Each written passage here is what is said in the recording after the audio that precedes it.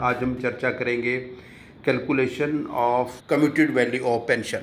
मान लीजिए आपकी पे जो है वो superannuation pay on the date of retirement last pay राउंड आपकी है 50,000 रुपीज़, 50,000 रुपये।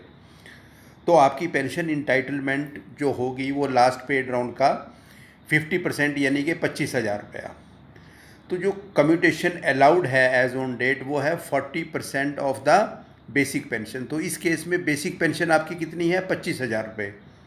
तो 25,000 का 40% जो है that is equal to 10,000 rupees. तो 10,000 रुपया महीना आपकी जो कम्यूटेशन है वो कम्यूटेड पोर्शन आपका लागू रहेगा।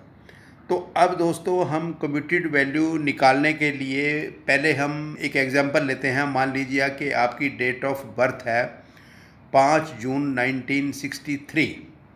तो डेट ऑफ रिटायरमेंट इस हिसाब से आपकी होगी 30 जून 2023। और जो नेक्स्ट बर्थडे को आपकी एज होगी यानी कि 5 जून 2024 को वो होगी 61 ईयर्स की। तो अब हम कम्यूटेशन टेबल की तरफ अगर नज़र दौड़ाएं तो एज नेक्स्ट बर्थडे 61 के अगेंस्ट ये जो टेबल वैल्यू है ये आएगी 8.194। Age next birthday is 61 years और इसकी टेबल वैल्यू जो है वो 8.194। तो अब हम दोस्तों कम्यूटेड वैल्यू निकालने के लिए 10,000 पर मंथ हमारा कम्यूटेड पोर्शन है, तो इसको मल्टीप्लाई करेंगे 12 से।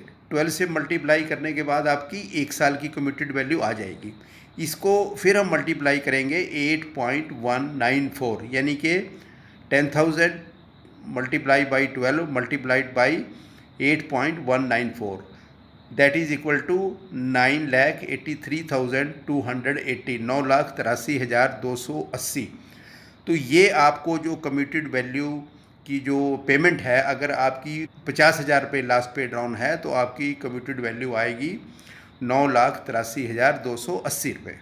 तो रिकवरी जो आपसे की जाएगी, आपकी पेंशन पेएबल जो है वो है 25,000 रुपया।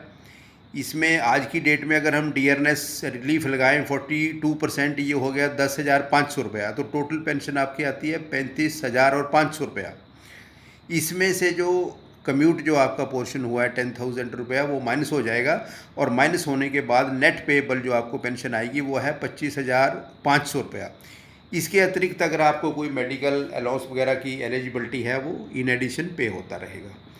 अब दोस्तों एक दूसरा, जैसे कि मैंने पहले भी आपको बताया था कि अगर पेंशनर की डेथ 1 से 15 साल का जो कम्यूटेशन का जो रिकवरी पीरियड है उसके दौरान हो जाती है तो जो बकाया राशि है वो उसकी फैमिली पेंशन से रिकवरी नहीं होगा। और हाँ दोस्तों, एक चीज़ आपको और बता दूं कि ये जो हमने यहाँ पे कम्यूटेड वैल्यू कैलकुलेट की है ये हमने सुपरएनुएशन की डेट को, आपकी रिटायरमेंट की डेट को 60 ईयर्स मान के की है।